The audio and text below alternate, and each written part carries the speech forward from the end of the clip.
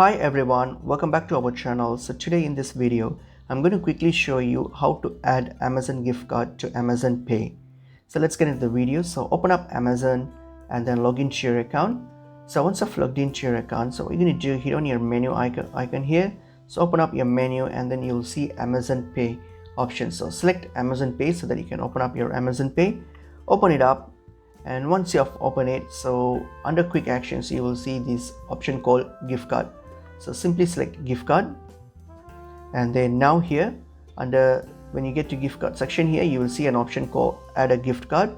So simply select that, hit on add a gift card, and then here once you get to this section here, so all you have to do now is plug in your card details, your gift card details. So whatever your gift card code is, plug that in and then hit on add gift card to balance. So when you hit on add gift card to balance, so now your gift card will be added to your Amazon Pay balance. So that's pretty much it is.